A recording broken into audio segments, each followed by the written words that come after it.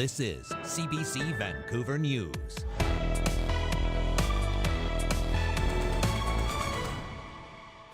As the floodwaters recede, Some people were in second-story balconies, some were on the roofs of cars. We're all kind of heartbroken. we hear about the dynamic rescues and the devastating losses.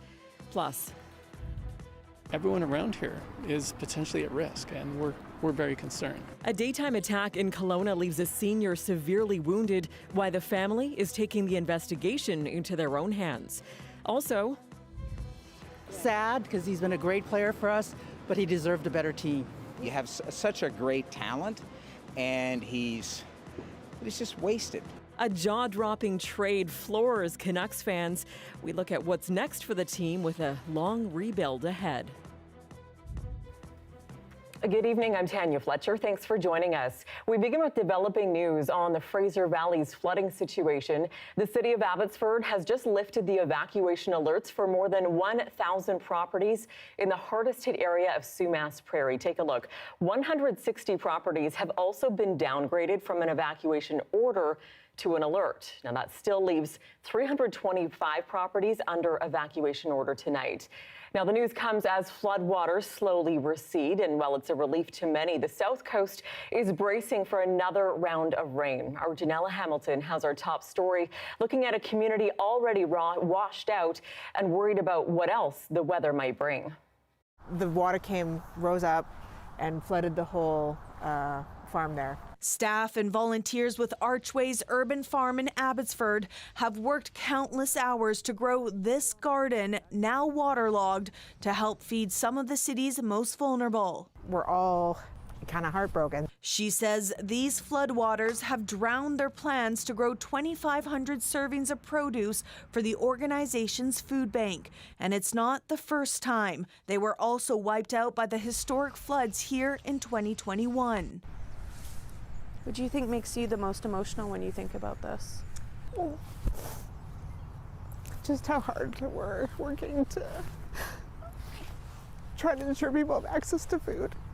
And yeah, just as a real knowing the suffering in our community. Like, people are hard hit already, and now to add this layer of the flood.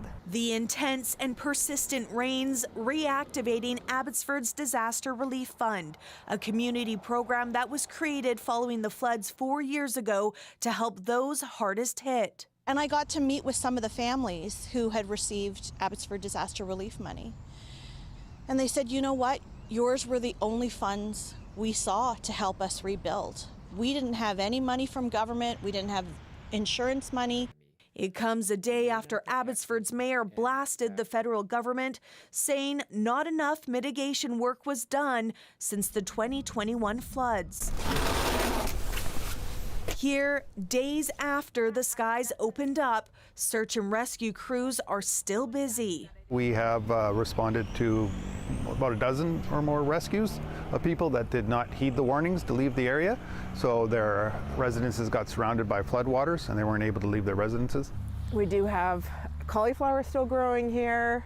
I don't know how viable that is anymore. Back at the farm, staff continue to assess the damage, waiting and hoping the next storm set for Sunday doesn't wash away the rest of the farm, and with it, food security for the community.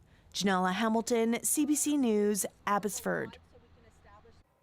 All this rain has affected major highways between the Lower Mainland and the interior. Drive BC is warning drivers to watch out for fallen rock and debris, as well as dangerous avalanche hazards.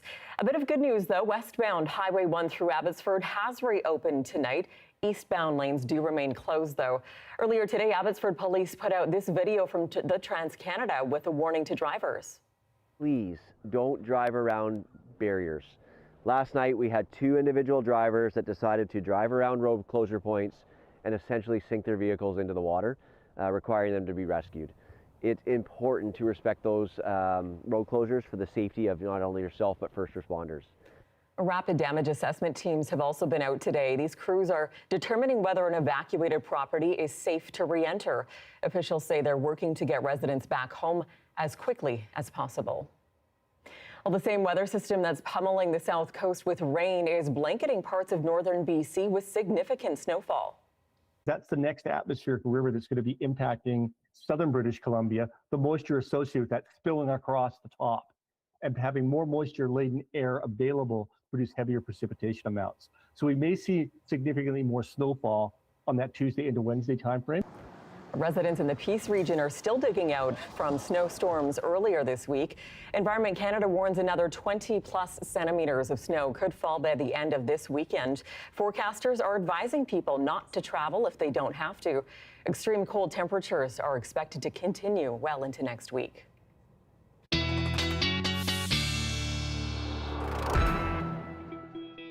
And let's take a look at this next system that is poised to hit the south coast starting on Sunday. Environment Canada forecasting another onslaught of rain. You can see it start to approach. Later through the day, it'll build up Sunday night into Monday is when we're really going to see those pulses hit. We're seeing a potentially significant push of moisture as well, in addition to this starting on Monday. That's from Environment Canada. It is another atmospheric river, and like last week, the bullseye is expected to hit just across the border in Washington state, but still it'll mean even more rain on an already oversaturated area, especially through the Fraser Valley. Local rivers are again expected to swell and cause localized flooding, but those flows are expected to be a bit less severe this time around. Let's take you to the Okanagan. A violent daytime attack that severely wounded a vulnerable senior has a Kelowna family taking the investigation into their own hands. They say police haven't done enough to warn the public. Brady Strachan has that story. This is one of the posters that my mom made. Stephen Wright and his family are desperate for answers and for any information that could help identify the attacker that upended his sister's life. Wright says the assault happened on this sidewalk last Tuesday morning as his sister was walking to the bank and she was violently stabbed by a stranger. She said he seemed quite aggravated and was talking and yelling loud to himself.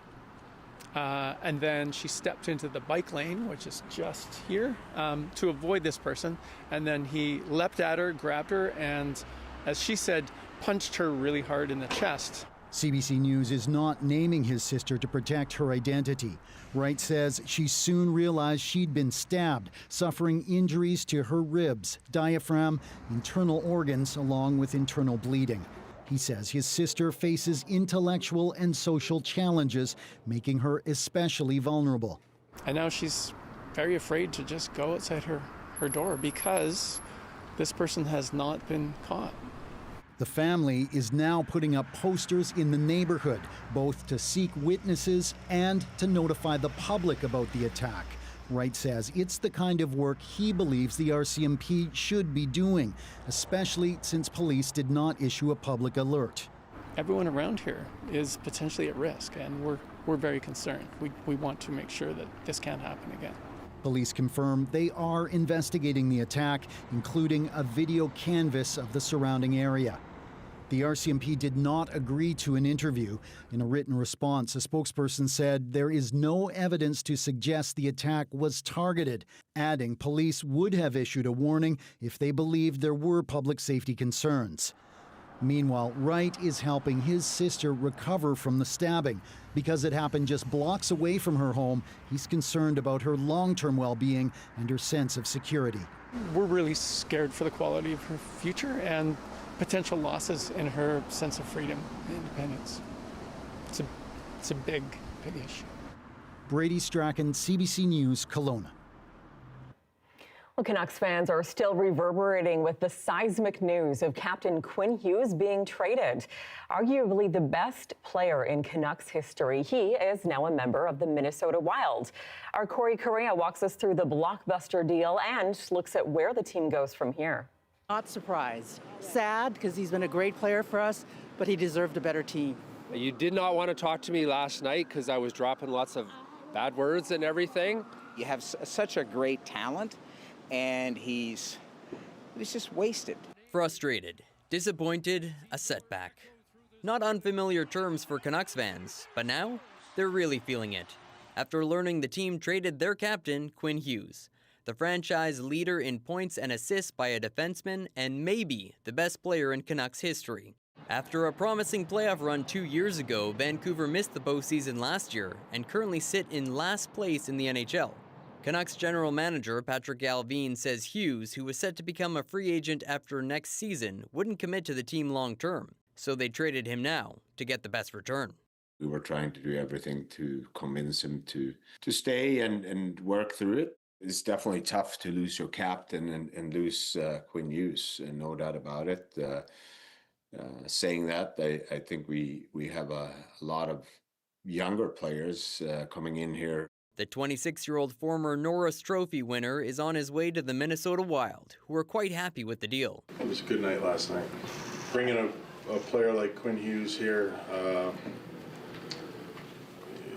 you just don't get these opportunities all that often. Coming back to Vancouver, a trio of former first-round picks, Marco Rossi, Liam Ogren, and Zeev Buyum, plus a first-round pick in the 2026 NHL draft. We've got young guys here in this trade. You know, we've been doing a lot of great things. It's hard to talk about it when the winds aren't following it right now, but there's been a lot of really good things happening playing fast hockey. Very grateful for that opportunity, and you know, I think it's my job to show them that it's the right decision, and you know, to just play my best. Yeah, a lot of speed, physicality, and try to use my strength and my shot. Some optimism around what the Canucks are now calling a rebuild, just a few short years after such a promising outlook. Corey Correa, CBC News, Vancouver. Over to Vancouver Island, outdoor recreation retailer Mountain Equipment Company opened its second store today in Nanaimo. As Marie Seidler is finding out, experts say the expansion is a good sign for everyone in the market after a period of decline. 3, 2, 1. Dozens of customers stream into MEC for the grand opening of its new Nanaimo location.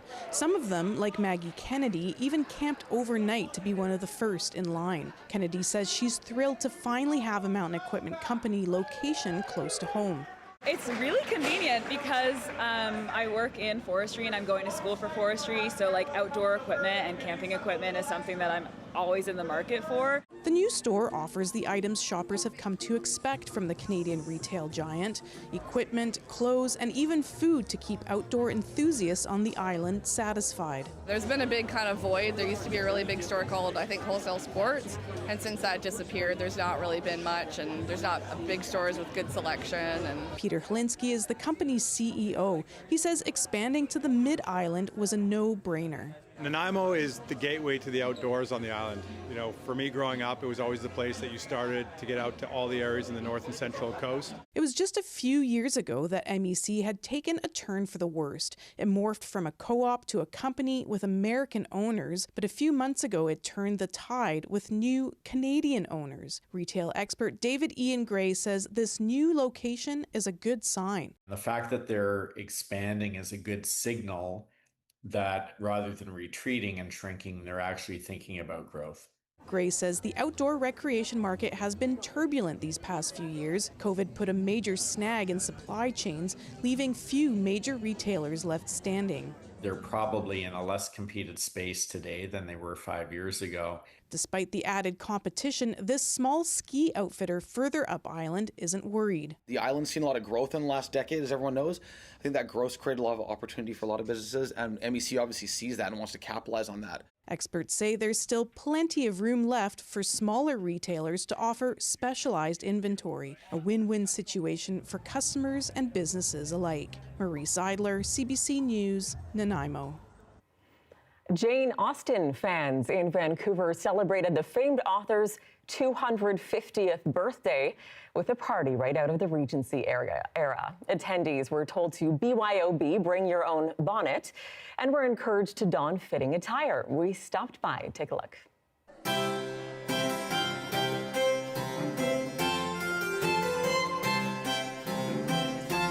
We are at our Jane Austen Society of North America, Vancouver chapter meeting, and we are celebrating Jane Austen's birthday. So we have a bring your own bonnet and we have a cake. We're going to toast to Jane, and it's going to be a lovely meeting.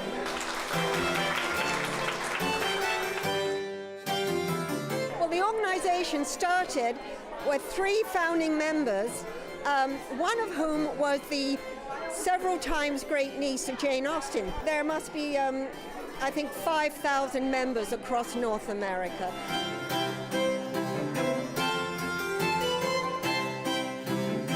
She's one of the world's most exquisite writers. She's funny, she's sarcastic. She understands irony, she understands romance, she understands society as it was. She's timeless, she's really timeless.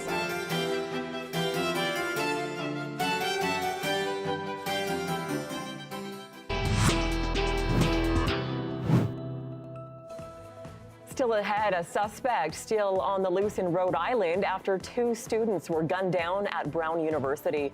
We'll have all the details next. Stay with us.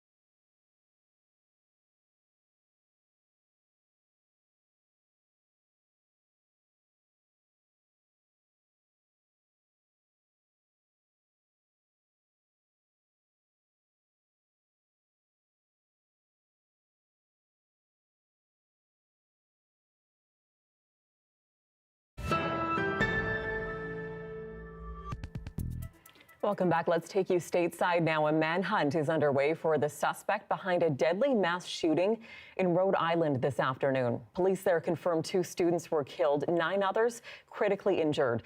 It all happened when a man opened fire at Brown University and then ran off. Steve Futterman has the latest. A massive manhunt underway right now. 400 police officers. This is state, local, and even federal law enforcement officials involved in this search right now for this suspect. We know very little about the suspect.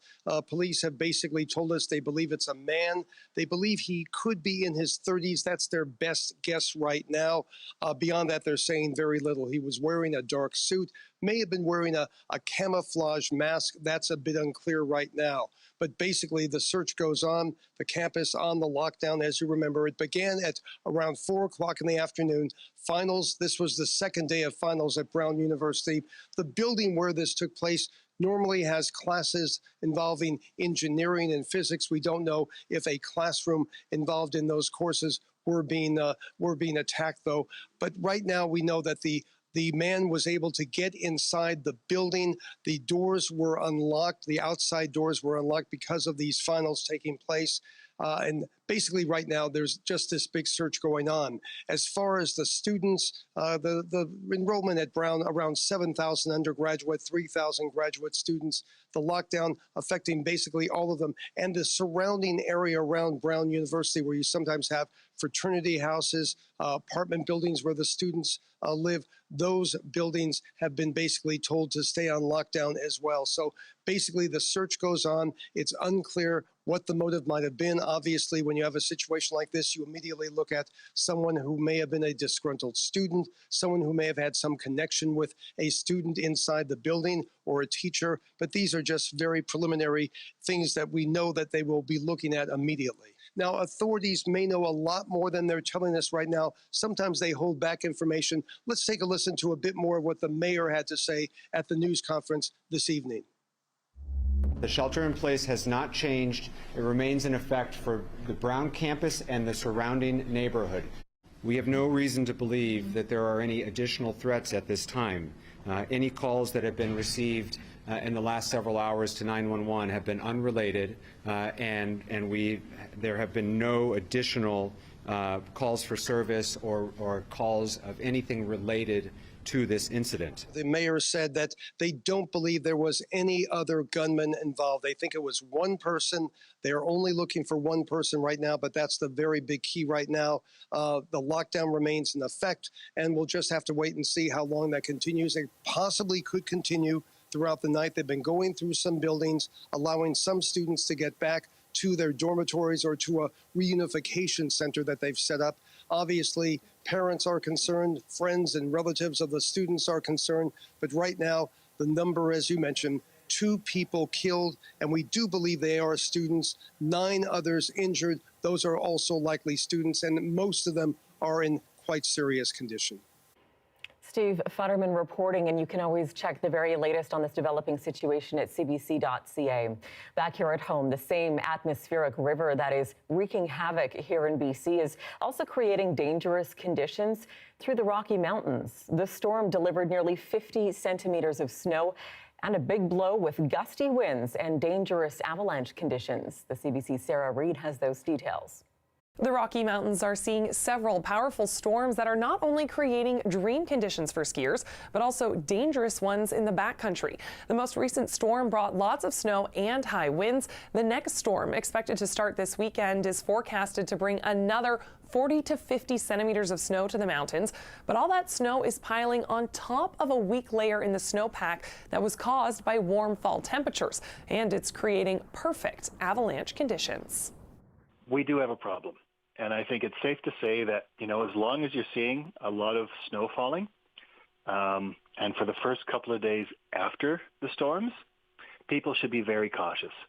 And unless they have the training and the experience, they should stay to terrain where there is no avalanche exposure. Now, those areas include the mountain park ski resorts, where the risk of avalanche is virtually non-existent. We mitigate the avalanche risk usually using explosives. But as soon as you leave the ski area and go under that fence, that's when there can be trouble, because you don't have to go very, very far before you are in a high-risk area.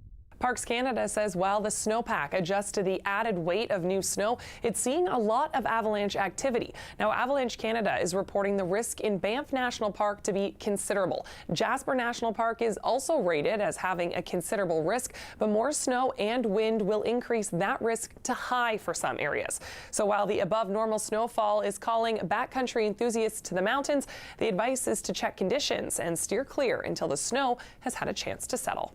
Sarah Reed, CBC News, Edmonton. Here's a live shot of Science World across the Georgia Viaduct, and we've enjoyed a break from the rain the past 48 hours or so, but don't get too comfortable. I'll time out round 2 next.